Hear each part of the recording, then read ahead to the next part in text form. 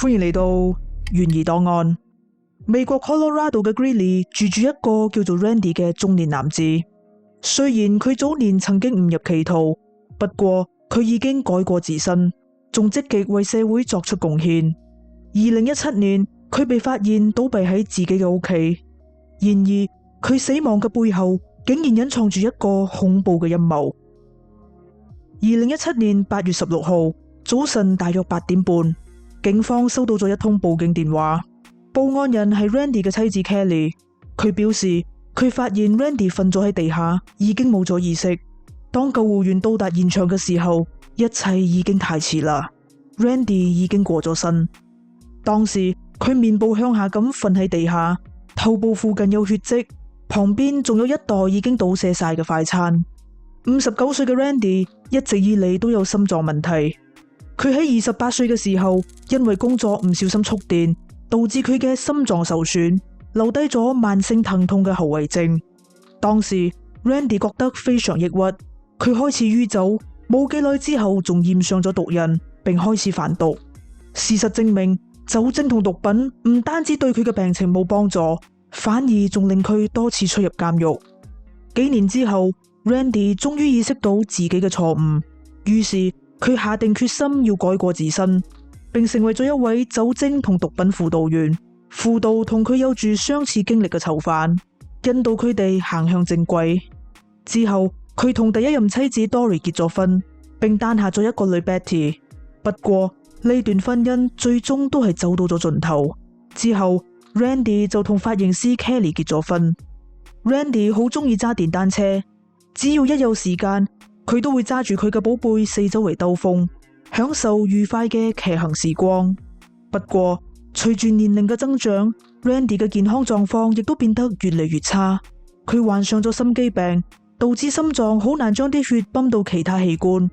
喺 Randy 過身嘅2個月之前，佢先至啱啱進行咗手術治療，目前仲處於康復階段。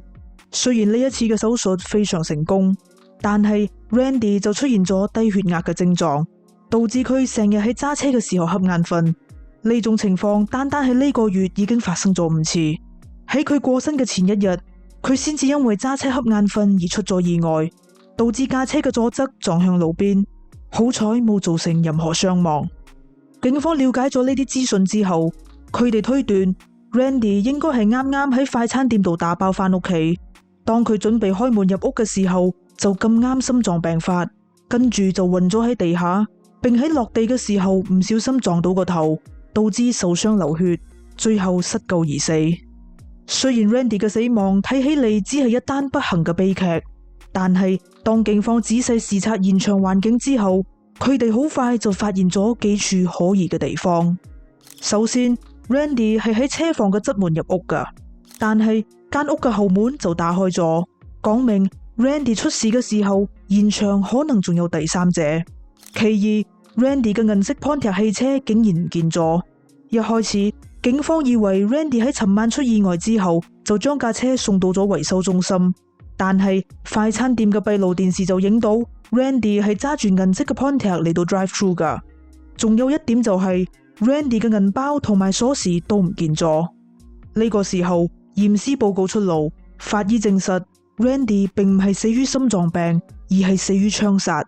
法醫喺 Randy 嘅身上揾到咗2粒唔同口徑嘅子彈，其中一粒喺左耳後方進入頭部，而另一粒就擊中咗佢嘅左肩。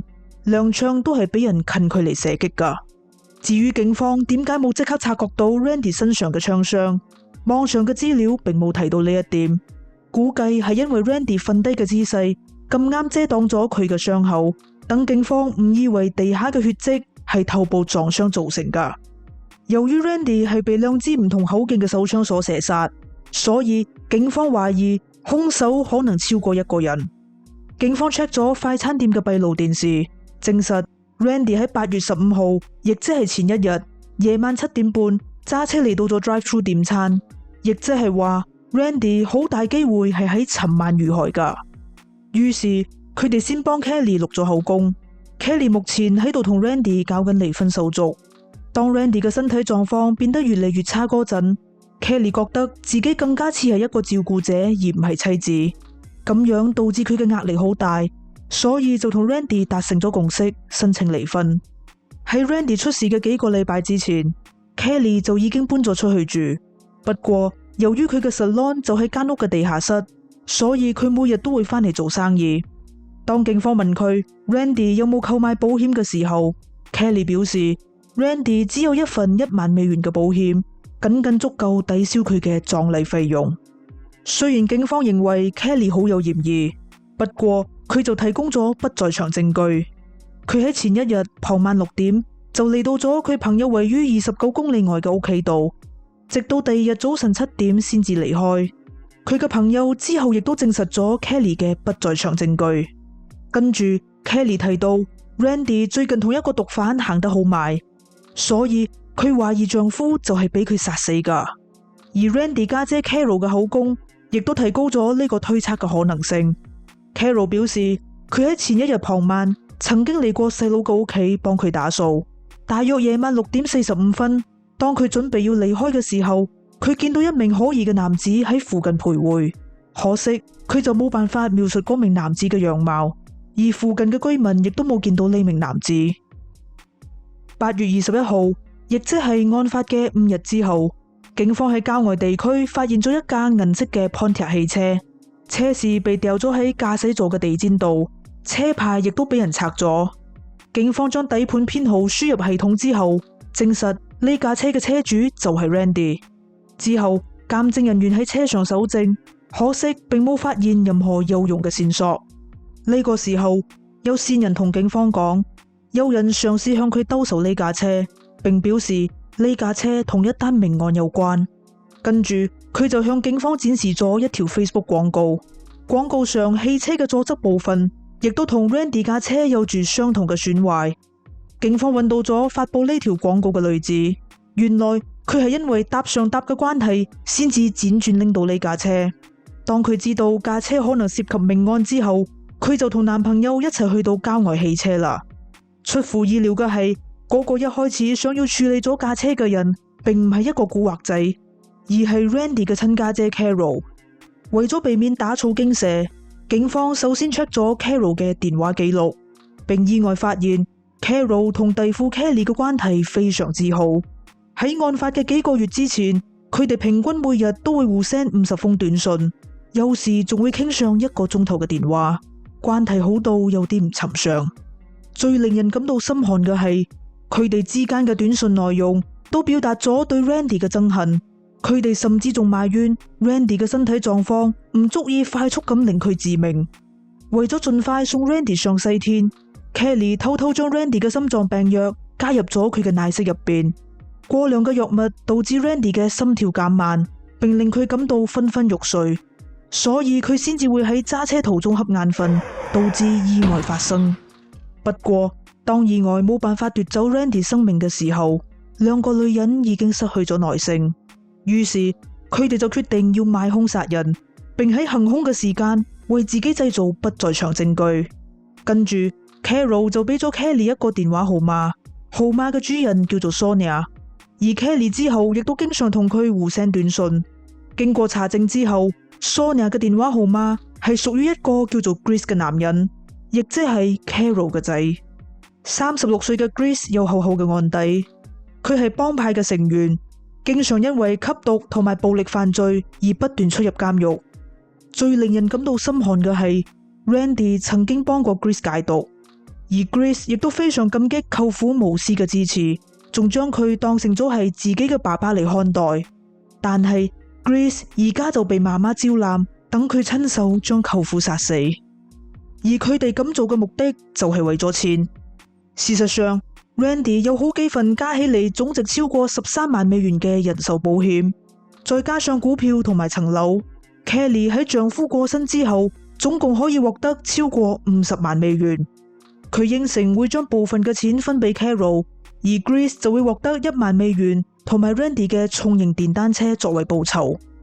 雖然警方已經大致了解到案件嘅來龍去脈，但係佢哋仲需要更多嘅證據。